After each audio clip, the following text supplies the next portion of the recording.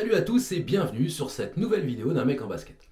Ça fait longtemps, je sais, j'en ai conscience. La raison officielle, c'est que j'avais été embauché, ça me gêne un peu de le dire, mais par la NASA, un contrat un peu spécial, pour être le premier homme à marcher sur le Soleil. Voilà. Après réflexion, je me suis dit, est-ce que un contrat de 50 000 dollars par mois, voilà, avec un entraînement intensif pour aller se cramer les tongs sur le Soleil, ça vaut le coup? Non, en fait, non, ça vaut pas le coup. Donc du coup, ça c'est la version officielle, hein. La version officieuse, si vous voulez savoir pourquoi je vous ai pas mis de vidéo depuis plus d'un an, n'hésitez pas à me le demander en commentaire. J'ai fait une vidéo qui explique. Il n'y a pas que du, voilà, bon, rien de méchant, mais voilà, j'explique pourquoi. Si vous voulez pas cette vidéo, ça me fera dire que finalement, ce qui vous intéresse uniquement, c'est les tutos, et ainsi soit-il. Alors aujourd'hui, tuto, c'est un bien grand mot. J'élargis un petit peu mon champ d'action parce que j'en ai envie, voilà, parce que c'est ma chaîne et je fais ce que je veux déjà, hein, voilà. Et on va sortir un petit peu du cadre d'Excel. Alors je ne dis pas qu'il y aura plus de tutos sur Excel, puisqu'on parle de l'IA dans cette vidéo. J'ai fait la liste de tous mes tutos et je l'ai envoyé à ChatGPT et je lui ai dit donne-moi des idées de tutos Excel. La première réflexion qu'il m'a dit, c'est bah t'as déjà bien fait le tour, hein. Et c'est pas faux. Parce que dans les grandes lignes, en fait, avec ce que j'ai mis comme tuto, vous avez pour ainsi dire tout ce qu'il vous faut pour faire ce que moi je fais avec Excel et le VBA. C'est-à-dire que vous êtes apte à créer carrément des programmes complets de A à Z. Donc il y aura d'autres tutos Excel, hein, pas de souci. Alors ça résonne un peu, oui, parce que je me suis dit, tiens, endroit insolite, je tourne cette vidéo depuis mes chiottes. Voilà. Alors j'ai un futal, hein, je suis habillé, voilà, il n'y a pas de souci. Mais je me suis dit, bon, allez, repartons un petit peu dans l'excentricité. Voilà, c'est bizarre. Ça te plaît pas ce que je dis? Des apps, mon pote. Voilà. On va découvrir ensemble le contenu de ce tuto et on va parler du coup de l'IA. Alors l'IA, moi qui suis né dans les années 80, en 80, pur et dur d'ailleurs, l'IA, on a un peu cette vision-là de l'IA, tu sais, celle-ci là. Ouais, voilà, hein, des robots qui font peur, on se fait atomiser la gueule, Skynet et tout. C'est la vision que le cinéma nous a donnée de l'IA. Aujourd'hui, l'IA, on n'en est pas là, et heureusement, hein, parce que sinon, bon, on serait déjà tous morts, et bon, j'avais prévu autre chose, moi. Mais aujourd'hui, l'IA, c'est des systèmes de langage automatisés, etc., qui sont de plus en plus développés, de plus en plus efficaces, et qui sont, pour ma part en tout cas, je trouve très très pratiques, qui apportent beaucoup de choses. Alors, à savoir que l'IA, la plupart des modèles qui sont dispo, ChatGPT, Claudia, Gemini, etc., proposent systématiquement des versions gratuites qui ont déjà un gros potentiel. Donc après, si ton but c'est de faire des vidéos comme on voit sur Instagram par exemple, ou des images un peu, voilà, généralement il faut déjà prendre un abonnement pour avoir quelque chose d'un peu plus poussé. ChatGPT par exemple, c'est la modique somme de 29 € par mois, hein, ça pique un peu. Mais déjà, sur les versions gratuites, il y a un potentiel de malade pour ce qui est d'apporter des réponses, des aides, etc. Donc moi, je vais vous présenter dans cette vidéo les 5 choses pour lesquelles j'utilise l'IA. Et vous allez voir qu'il y a des choses qui, je pense, vont pouvoir vous parler et vous apporter une aide au quotidien. Bref, je vais changer de lieu, hein, parce que voilà, et on va découvrir ça ensemble tout de suite. De mes toilettes, hein, bonne nouvelle, voilà, ça résonnera un peu moins. Bon, à savoir que l'IA, comme je disais, abonnement, accès gratuit, il suffit d'aller sur la page de ChatGPT, de Claudia ou Gemini, de créer un compte avec son adresse mail pour avoir accès aux fonctionnalités de base qui sont totalement gratuites. Vous allez me dire, l'IA, ça sert à rien. Ça sert à rien pour une recherche simple, en effet. Alors attends, j'ai une petite liste de prompts. Je vais coller mes prompts. Voilà. Alors un prompt, c'est quoi? C'est la requête, hein, qu'on va faire à l'IA. Voilà, si on va employer les bons termes. Bref, quand est mort Balzac, je le mets dans le chat GPT. Je l'ai déjà mis dans Google. Hein, donc Google, il m'a dit tout de suite, hein, voilà, 18 août 1850, pauvre homme. Il a beaucoup souffert. Il est mort, à 51 ans. Je vais y arriver. Voilà, quand est mort Balzac? Voilà, chat GPT, il me fait le même job. Peut-être un peu moins rapidement que Google. Et Claude, en ce moment, Claude, il a un peu de mal, hein. Il prend de l'âge, Claude, je pense, il faut qu'il consulte. Voilà, Claude, il nous en met un peu plus d'informations. Donc, pour une recherche simple, je suis d'accord, l'IA, ça ne fera pas de miracle, pas plus que ne le fait déjà Google. Par contre, on va prendre, hop là, un nouveau chat et on va complexifier un peu les choses. Par exemple, une question du type en quoi Balzac, on fait dans la culture, hein, c'est simple, c'est sain, pardon, eh bien, a-t-il influencé la littérature française? Hop là, et hop là. Donc, tu vois, Google, déjà, on voit les limites de Google. J'ai tapé une question qui nécessiterait des argumentations. Or, Google, il me renvoie des sites internet. Démerde-toi, NS, pour la suite. ChatGPT, par contre, eh ben lui, il va me faire tout un travail sur l'influence de Balzac sur la littérature française. Voilà, chapitré, etc., coordonnées, résumé, machin, c'est bien, c'est beau, c'est propre. Je lance Claude en même temps, hein. Claude va me faire scrupuleusement le même job. Voilà. Bon, je laisse travailler, hein, je vous avoue que pour ma part, je ne suis pas grand fan de littérature française. Enfin, ça dépend, mais pas cette littérature de cette époque-là. Mais bref, pour des recherches plus complexes, on peut tester avec autre chose. Par exemple, hop là, bouge pas, nouveau prompt. Trouve-moi un véhicule d'origine française comparable en termes de qualité et de confort au C5 Aircross, de préférence un modèle hybride et dans une gamme de prix allant de 25 000 à 35 000 euros. Tac, si je fais ça dans Google, ouais, Google, voilà, il me propose direct, hein, il se base sur les mots qu'il a trouvés, le C5 Aircross, éventuellement ici un comparatif avec le Renault Austral.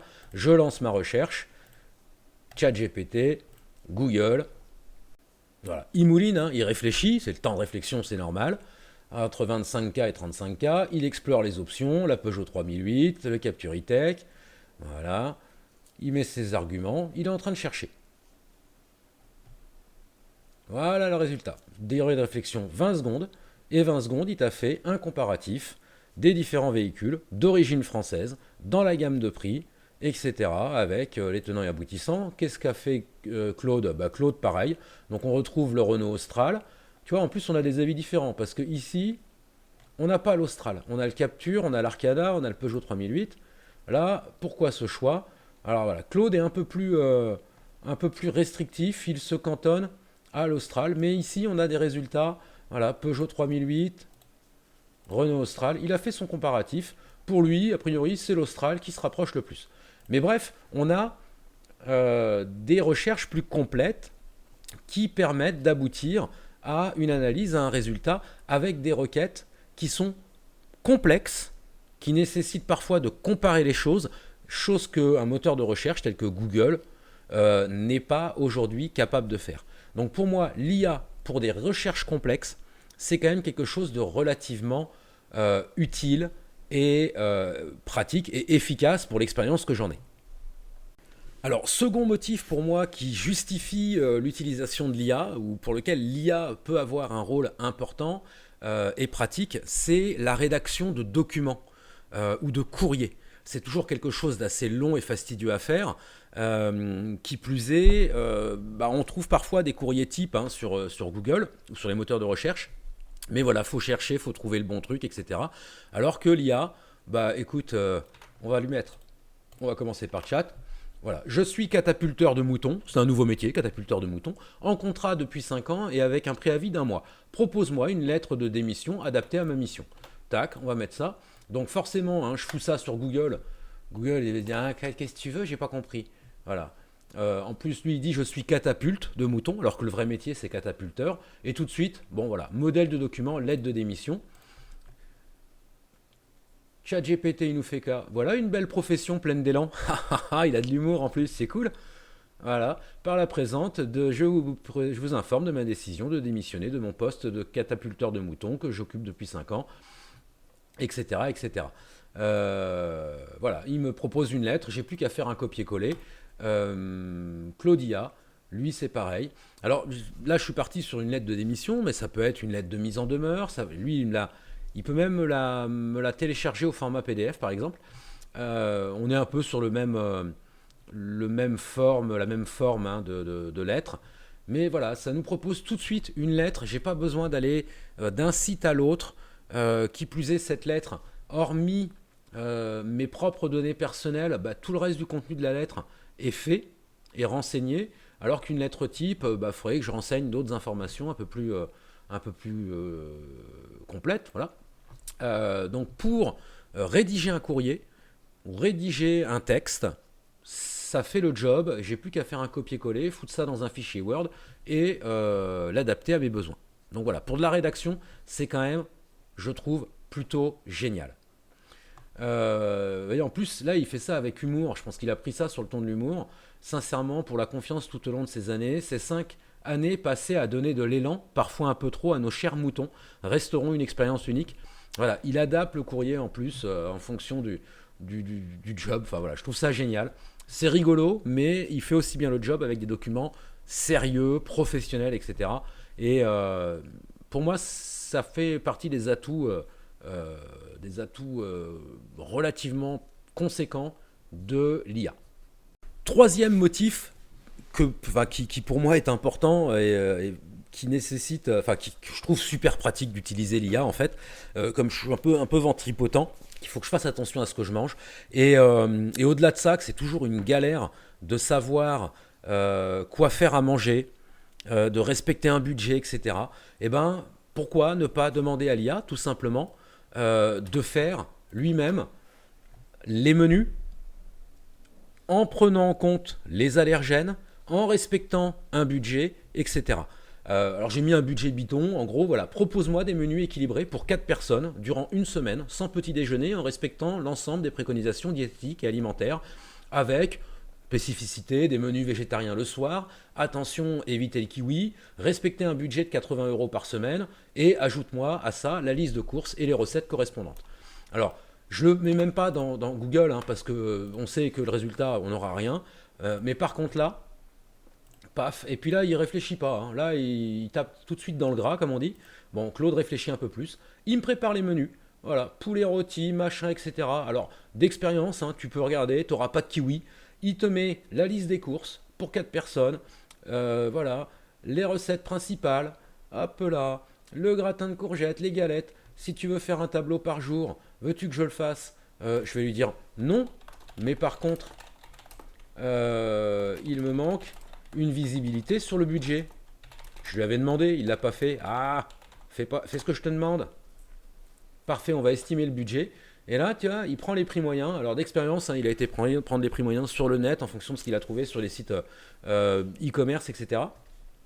Et il te fait tout le détail. Voilà, total approximatif, 79,25 €. C'est génial. Claude, même job. Donc là, tu n'as plus qu'à imprimer. Tu pourrais rajouter dans ton prompt quelque chose qui ne prend pas plus de 20 minutes à préparer. Voilà, petite parenthèse, la bouffe industrielle, on nous fait clairement bouffer de la merde, entre les émulsifiants, les additifs en tout genre, etc. Là, l'IA va te permettre en fait de pouvoir te préparer des menus et des plats, de proposer des choses qui vont rentrer potentiellement dans ton budget et te permettre de manger sainement. Enfin voilà, nous on se sert de ça depuis peu et franchement on trouve que c'est un outil génial, c'est moins prise de tête et on gagne un temps considérable. Alors, autre motif d'utilisation, quatrième motif d'utilisation de l'IA, je vais le faire qu'avec Claude parce que ChatGPT, moi je l'utilise beaucoup et ce qu'il faut savoir c'est que dans les modèles d'IA gratuits, on peut télécharger des fichiers. Et donc le quatrième motif, c'est ça, c'est permettre d'analyser le contenu d'un fichier, d'en faire un résumé éventuellement. Parfois on a des demandes, moi dans mon job, des demandes clients qui ne sont pas toujours très explicites ou que je ne comprends pas toujours. Et le fait d'avoir un deuxième avis, alors c'est con, ça personnifie un petit peu l'IA, mais le fait d'avoir un deuxième avis, parfois ça peut s'avérer extrêmement pratique. Donc ChatGPT, je ne peux pas vous le montrer parce que... comme c'est des versions gratuites, on peut télécharger qu'un certain nombre de fichiers sur un certain créneau temps. Et là, il faudrait que j'attende 2 heures et j'ai pas envie d'attendre 2 heures. Par contre, sur Claude, j'ai accès à ce qu'ils appellent le téléversement des fichiers. Donc voilà, téléverser un fichier. Donc j'ai mis mon fichier, c'est un fichier PDF, et je lui dis fais-moi un résumé clair et concis de la demande client présente dans le fichier 6 juin. Là, il va analyser le fichier. Alors j'espère qu'il va faire le job parce que voilà. Résumé du cahier des charges, programme Excel VBA de gestion de stock de pommes. Le producteur de pommes veut ceci. Voilà, on continue à discuter avec Claude, on arrive au bout, il va me faire chier. Contraintes techniques, développer 100% VBA, sans logiciel externe. Bref, il m'a résumé le document. Alors là, j'ai fait sur un document très simple, qui était un cahier des charges lui-même issu de l'IA, pour fournir un exemple à un client, un exemple de cahier des charges. Mais donc on est sur quelque chose qui fait une page. Mais vous pourriez lui téléverser un document de 50 pages. Il va tout analyser, il va tout vous résumer. J'ai fait ça moi pour un client où il y avait une quantité non négligeable d'échanges au niveau support, plus des documents, etc. Et l'IA m'a tout croisé et m'a tout résumé, clarifié. Enfin voilà, c'est un outil pour ça qui est absolument génial, qui va faire le job d'un être humain sans se lasser de ce qu'il va lire. Et ouais, pour analyser des documents, franchement, c'est un outil absolument... Moi, je m'en passerai plus. Voilà, clairement. Enfin, en conclusion, la 5e raison pour laquelle j'utilise l'IA, c'est qu'en tant que développeur, on n'a pas la science infuse. Parfois, on bloque sur du code de programmation. On a besoin d'un coup de pouce. On a besoin, encore une fois, je vais le personnifier, d'un œil extérieur, voire d'avoir une proposition de code. Et l'IA va être d'une aide inestimable. Alors, d'expérience, moi j'ai essayé par curiosité de lui demander de me créer un programme complet. Franchement, il a un peu de mal à se suivre lui-même sur du développement complexe, genre un user form. Alors, je vais parler un peu technique, mais si vous avez regardé les vidéos sur VBA, vous allez comprendre ce que je dis. Un user form, il nous met une textbox, et puis dans le code de programmation qui va pondre X minutes après, il va le mettre en combo box. Donc il y a un gros travail de réadaptation, certainement trop lourd à faire dans le cadre d'un développement complet d'un programme. Mais pour avoir des bouts de code ou des solutions à des problèmes de codage, franchement, il fait un boulot exceptionnel. Voilà, on va prendre ChatGPT à partir d'un onglet. Alors j'ai fait un prompt vraiment très basique et très, enfin voilà, il fera pas de miracle, mais contenant un tableau dans lequel j'ai des valeurs en colonne C, je voudrais dans un autre onglet générer une liste de valeurs triées par ordre décroissant. Donc il me fait ça, méthode 1 avec une formule, voilà, méthode 2 avec du VBA, et il me pond le code. Alors l'IA, moi d'expérience, n'est pas encore apte à remplacer le développeur. C'est clairement pas un métier mourant parce que il est rare que le code qu'il me ponde soit fiable tout de suite et qui ne nécessite pas des réadaptations. Après, vous pouvez téléverser votre fichier et lui dire voilà, je veux faire ça. Plus vous êtes précis, plus il va vous faire quelque chose d'efficace. Mais moi, pour ma part, quand je galère sur du code ou sur des formules de calcul, on le verra aussi, je pense que je vais faire un tuto Excel avec, je crois que c'est Gemini, qui est celui de Microsoft, qui est directement intégré ou Microsoft Pilot, je sais plus, bref, peu importe, directement intégré aux outils Microsoft, et on verra qu'il peut nous aider à pondre des formules de calcul. Lui aussi, enfin ChatGPT, Claude peut le faire aussi. Alors Claude, je ne sais pas s'il n'est pas arrivé au bout. Voilà, j'ai atteint la limite de messages, donc je ne pourrai pas retravailler avec Claude avant 14h. Ça, c'est le côté un peu chiant des versions gratuites, surtout quand on l'utilise beaucoup. Mais franchement, enfin voilà, pour coder, c'est une aide inestimable. Pour avoir des formules de calcul, c'est une aide inestimable. Ça permet parfois de se sortir, de s'enlever une sacrée épine du pied, plutôt que de galérer pendant des heures. Parce que comme je vous dis, on peut être développeur, être compétent dans son domaine, et parfois, comme dans tout métier, être confronté à un problème où on cherche, et on ne trouve pas. Souvent parce que la solution est tellement simple et basique que on va chercher bien au-delà de cette solution-là. Mais voilà, pour pondre du code, générer des formules de calcul, et ce dans tous les langages. J'ai du code qui a été généré en JavaScript, j'ai du code en C#, enfin voilà, il fait le job, il ne le fait pas toujours parfaitement, il est toujours impératif, et ce dans tous les domaines que je vous ai montré là, de s'assurer que ce qu'il a pondu est fiable et viable. Mais voilà, moi c'est une des raisons pour lesquelles j'utilise le plus l'IA pour m'aider dans mes développements sur mesure et mes développements de programmes standards. Quand j'ai un doute, quand j'ai un problème, quand je bute sur quelque chose, eh bien l'IA est là pour m'apporter cette vision extérieure et parfois des informations précieuses et capitales. Voilà, retour dans la pièce de prédilection du début de cette vidéo. Vous savez désormais pourquoi, enfin quelles sont les 5 raisons pour lesquelles j'utilise l'IA, les 5 raisons principales. qui m'amène à utiliser l'IA. Si vous utilisez l'IA pour des raisons différentes, n'hésitez pas à le mettre en commentaire, c'est toujours intéressant. N'hésitez pas à vous abonner à cette vidéo si elle vous a plu, si vous voulez être informé des prochaines vidéos, parce que de prochaines vidéos vont arriver, Parole de Scout.